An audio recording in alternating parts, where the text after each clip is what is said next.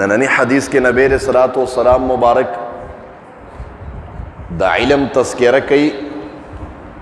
چې دومره علم په هر مسلمان نارینا او زنانه باندې فرض دی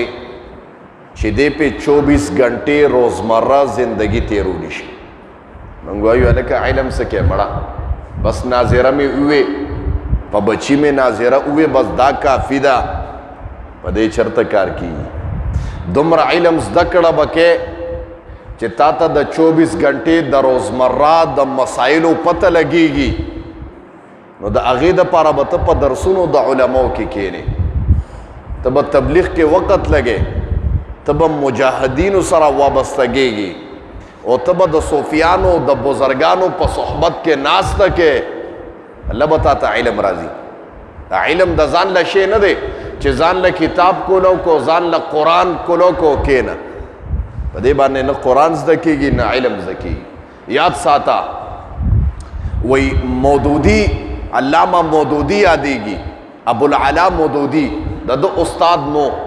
د بزان له ناستو کتابونه کول خو د دنیا گمراه ترین انسانو د هغې وجه دا وه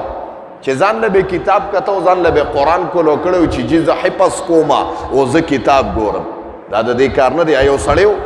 و یاره جي بغیر د استاد نه په حدیثو پوهېږم خلکو ته ښه بس یو پیری مونځ ته ودرېد سپی ځان ته د سپي کوترې بچي ځان ته مې ایښې بس نښتې و مونځونه به یې کول نو بس سپي به ته کله په جومات کې یو خوا منډه کړه ده به په سپي پسې منډه کړه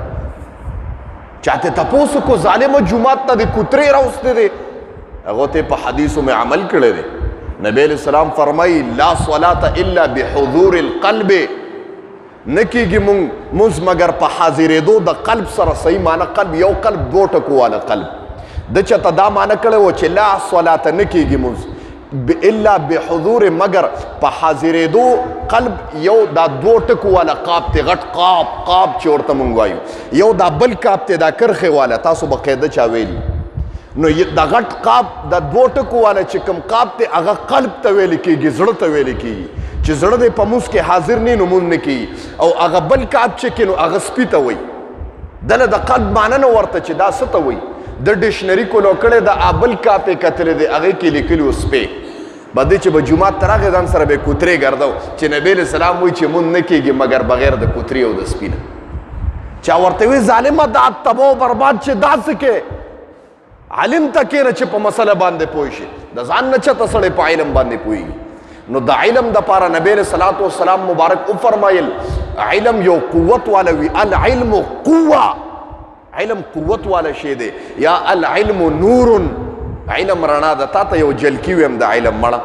تا ته خو په دنیا کې مال ډېر ښه ښکاره کېږي ته خو ملک صاحب او حاجي صاحب ته دا دا چلونه کې راشه تا ته د علم فضیلت ویم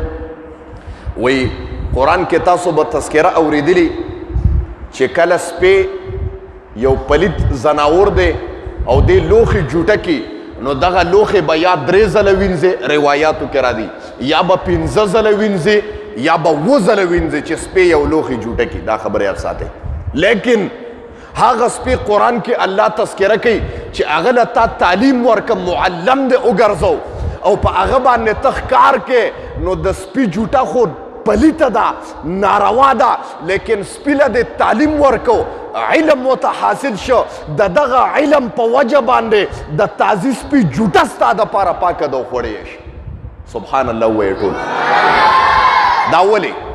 دا د علم په وجه باندې سپي یو پلید شی دی خو لیکن علم دی ورته وښوده چې ښکار به څنګه کې نو قرآن کې الله تذکره کړې ده چې د دغه سپي جوټه ستا دپاره بیا پاکه ده. جوټه ولې پاکه شوه د پلید شی د علم په وجه باندې